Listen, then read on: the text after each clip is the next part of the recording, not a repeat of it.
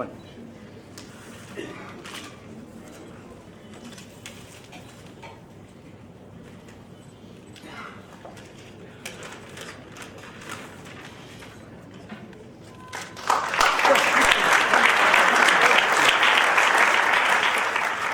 Yeah. So Sir, all of you look at me, please. yes, sir. We feel proud of you, sir.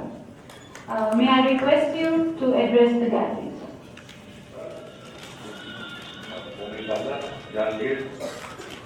Rustam, thank you for the very kind words. My beloved relatives, whom I have been fortunate enough to choose, because I chose my wife, ladies and gentlemen.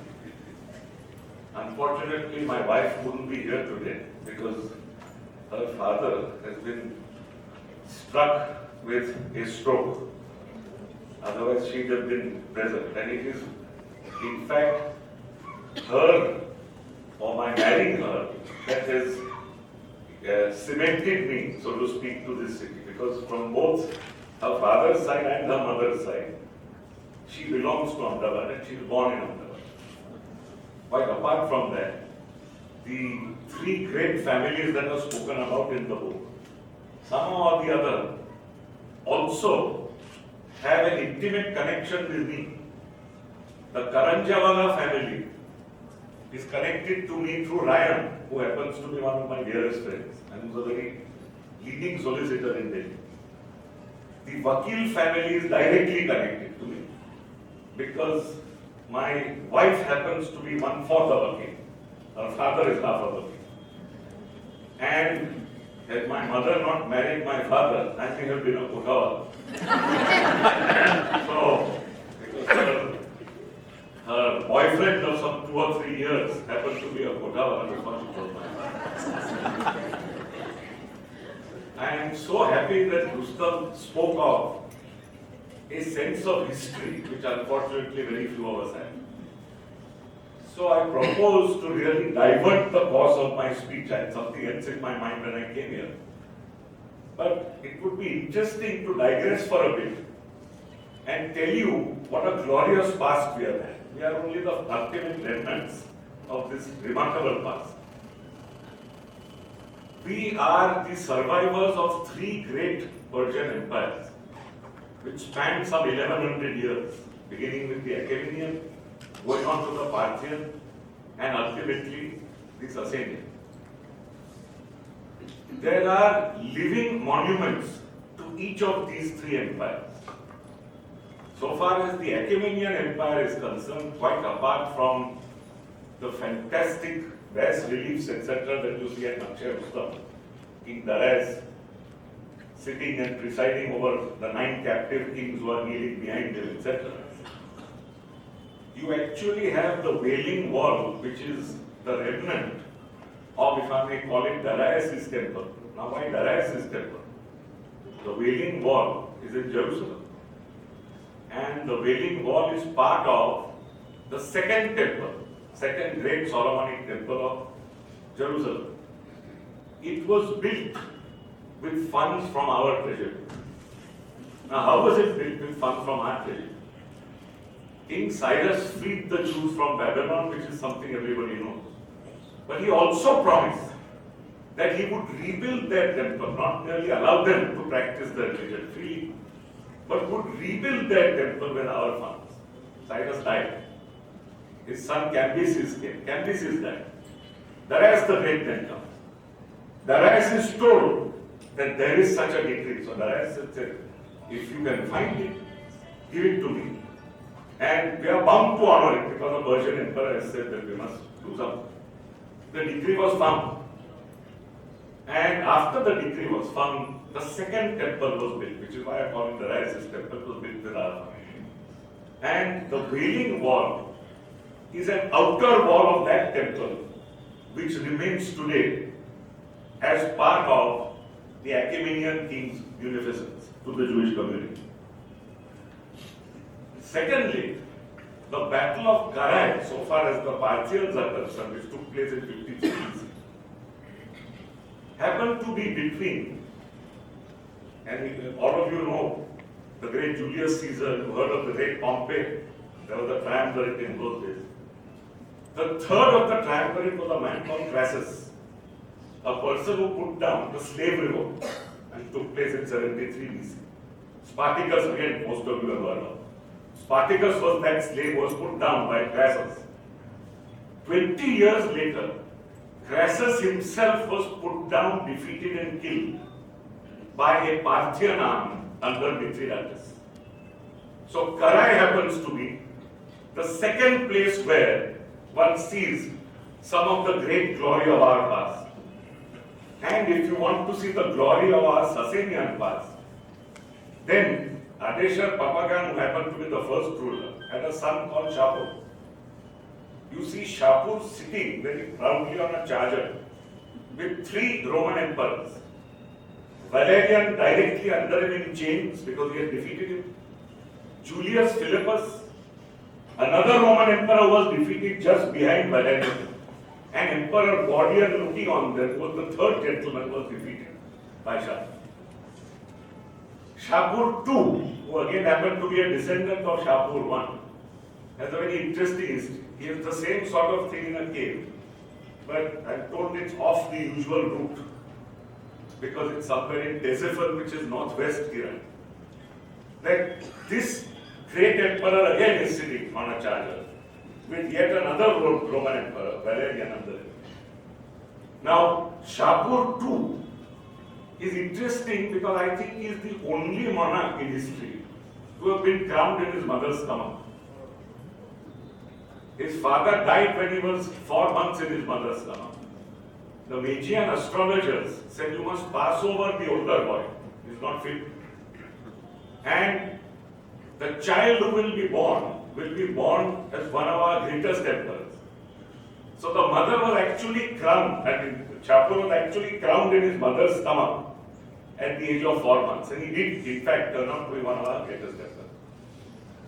Now, with this brief background of our remarkable past, unfortunately, all good things had to come to an end. 1100 years is a long period. And it came to an end in the year 651 AD with the death of our last Sasanian emperor, Yazdegerd III.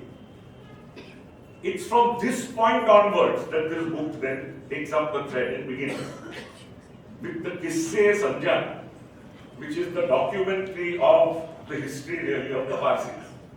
And as most of you know, for about 100 years we were actually tolerated by the Muslims because of one verse in the Quran, chapter 22, verse 17. And that verse reads something like this. It says, you may dispute among yourselves, you, Jews, Christians, Sabians, Magians. The unbelievers may say something else, but you will discover the truth on the day of judgment. This is the enigmatic. Now, obviously, if Magians are put along with Jews, Christians, Sabians, or some small Yemenis group who are also monotheistic, we were monotheistic and therefore people of the book. We were certainly not unbelievers. So, the Umayyad period, which was a 90-year period after the first 4 caliphs, apparently was a period where we were tolerated. It is after that period that persecution set in, and we first ran away to the mountains in Kohistan. After which we came to Hormuz, stayed there, support for about 15 years, set sail to Diu, lived there for some 19 years, picked up Sanskrit, and with having picked up Sanskrit, we really need to rest 2 great myths about our past. One is the story of the milk, because if we picked up Sanskrit, we could communicate. And we did communicate. We had 16 slokas, which we composed. And with the composition of those slokas, we were actually granted entry, because those slokas were then recited to the Brahmin priests on the other side. They understood the slokas. The slokas were meant to tell them that we were nothing but an offshoot of the old Rigvedic faith, and that therefore we should be granted asylum. So unfortunately, out goes the bowl of milk. The other great myth is that somehow or the other, The 5 conditions on which we were granted entry also contain the prohibition against conversion. That's not correct. There's nothing about conversion in those 5 things.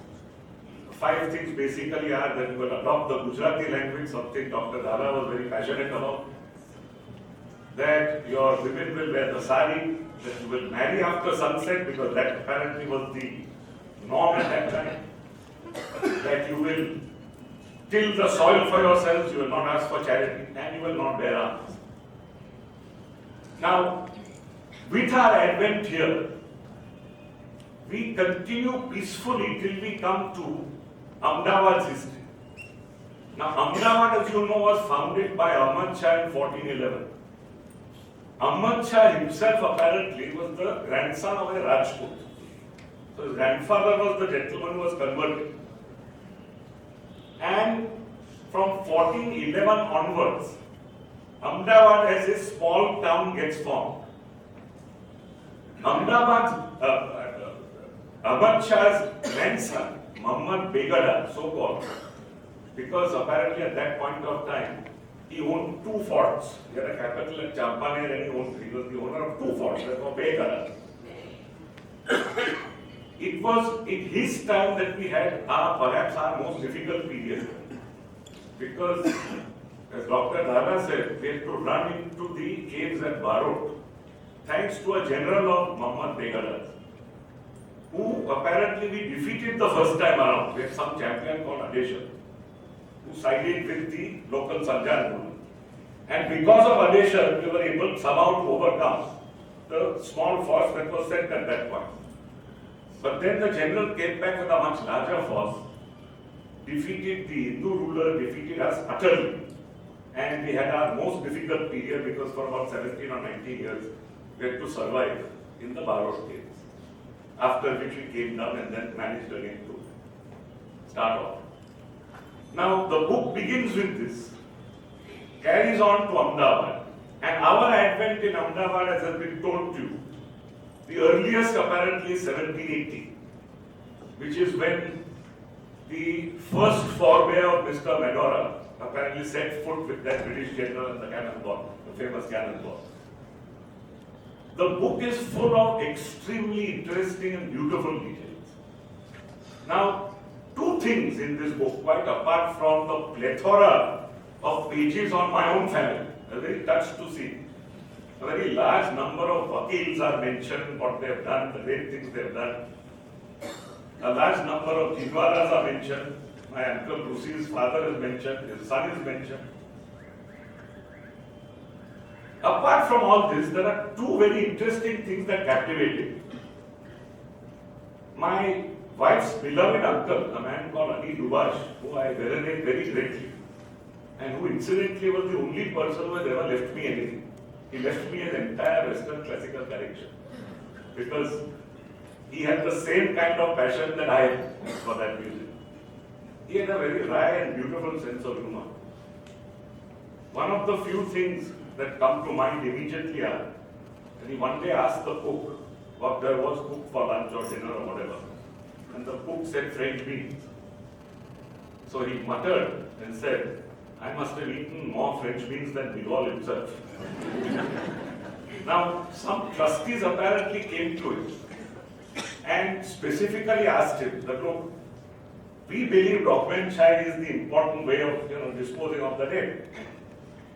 What do you think? You think it should be documentary? You think it should be burial? You think it should be some other form? He looked at them very sagely and said, I don't agree with any of them. I want to be stuffed. Now, I was amazed to find in this book that one Jamshid Kambat was actually stuffed. Jamshid Kambat apparently was a citizen of Ahmedabad, married some Viennese lady, lived in Vienna, and apparently then came back in a stuffed form, in palm form, and was actually laid to rest here with a German tag, Waldru, which fundamentally means peace in the woods among the trees. See? So I was amazed to find that what our beloved uncle tossed off as a joke actually happened. And Mr. Jamshed Khambar actually was stuffed and was brought back to his mother city. One other very interesting thing that I noticed in the book was, and this is something that hurt my ego, I thought that only a Nariman had entered the Guinness Book of World Records. Now, which was Nariman? He wasn't related to me. He was Sir Temulji. And he entered the Guinness Book of World Records because he had the longest married life, 85 years. Why? He was married when he was 5 and his wife was 3. And they lived on into that, like a good Parsi couple. So I thought I alone was in the Guinness Book of World Records. That is, I read here, no, that's not correct. There happens to be another gentleman in the Guinness Book of World Records because his agarbatti apparently could burn for 72 hours. Now there are very interesting details like this throughout the pages of this book. It's an extremely beautiful book. I commend it to you and I thank you all very much. I don't want to now hold you between here and whatever else is to come. Thank you very much.